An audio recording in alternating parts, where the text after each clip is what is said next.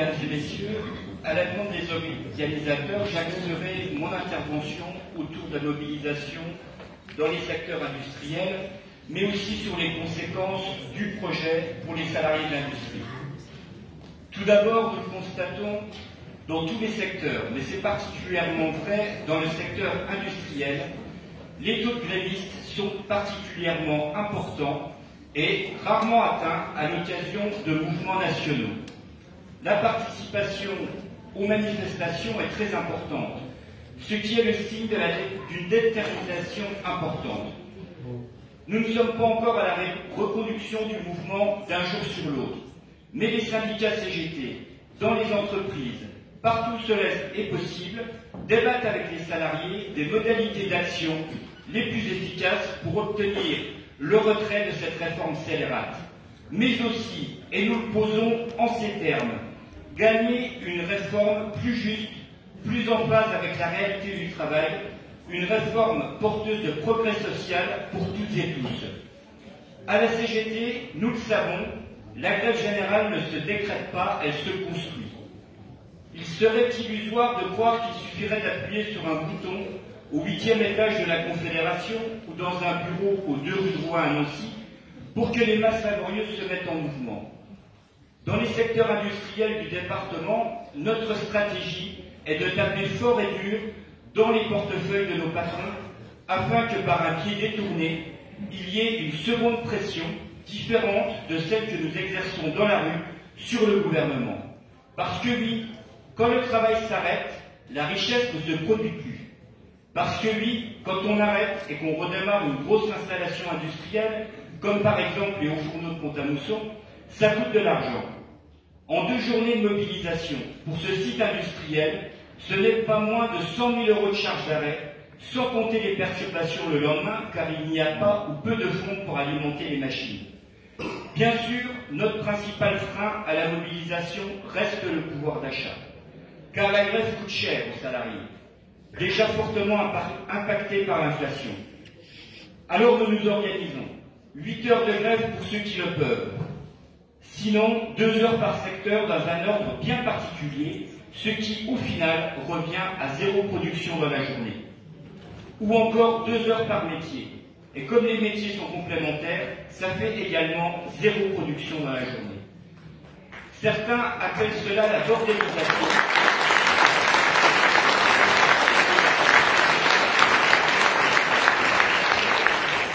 Certains appellent cela la bordélisation. Nous, nous appelons ça être organisé.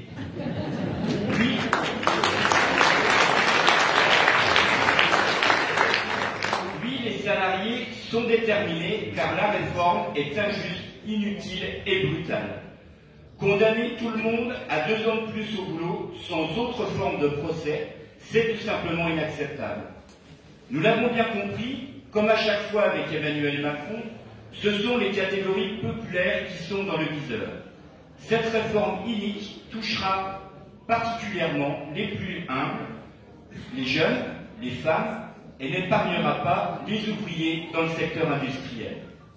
Les ouvriers, souvent, avant de penser global, réfléchissent local et regardent la réalité de cette réforme sur ce qui est leur quotidien au travail. Alors de quoi parle-t-on? Nous parlons de rythme de travail. 5-8, 4-8, 3-8, des équipes qui se relaient. Du matin, c'est-à-dire de 4 h du matin à midi. D'après-midi, midi 20 h, et de nuit, 20 h 4 h. Ces changements de rythme, chaque semaine, et parfois 2 cycles différents dans la même semaine, durant toute une carrière, font que nous perdons en moyenne 7 ans d'espérance de vie par rapport à un salarié en horaire de jour. Et ce n'est pas pour rien si l'espérance de vie en bonne santé d'un ouvrier est de 59 ans. Nous parlons de conditions de travail, gestes répétitifs, bruit, cadence à respecter.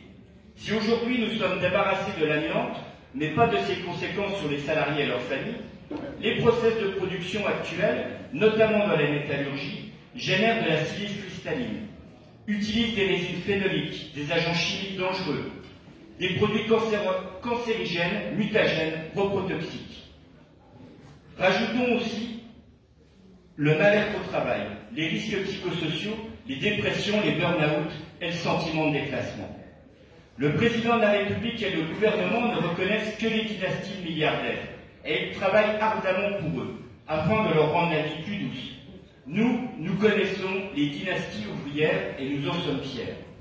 Nous avons vu nos pères, nos grands-pères, plus rarement nos arrière-grands-pères, et dans quel état ils partaient à la retraite.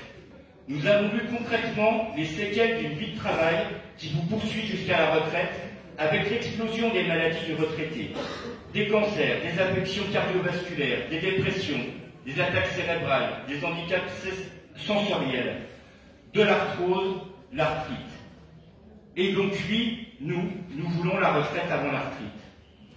À ce lourd tribut payé par le monde ouvrier, il faudrait désormais ajouter 2 ans de plus au boulot et revenir quasiment en 1910 avec la retraite des morts. Et puis quoi encore?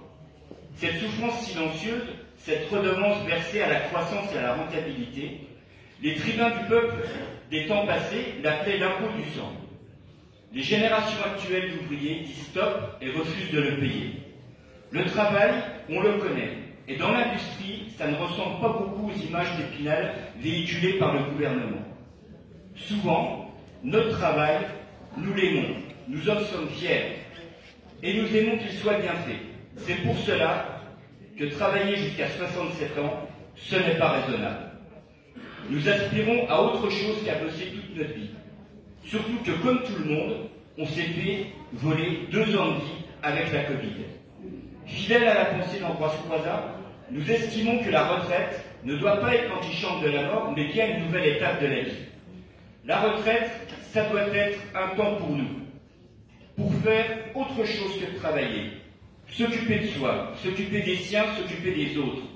Ce n'est ni plus ni moins qu'une part de liberté, une dose de bonheur que nous revendiquons, des jours heureux supplémentaires en quelque sorte. C'est pour cela que nous sommes engagés dans cette lutte pour faire reculer le gouvernement.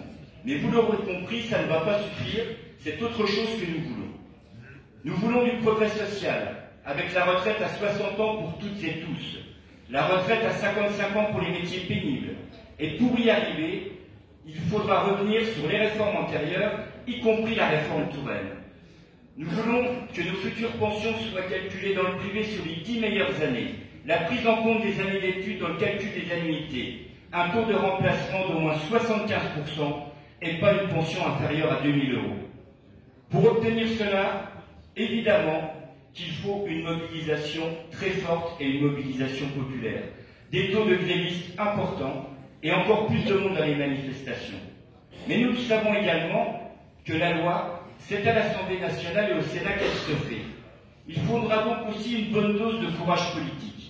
Oui, du courage politique pour aller chercher les 8,7 points de valeur ajoutée que le capital nous a pris ou qu'on lui a offert depuis 1982.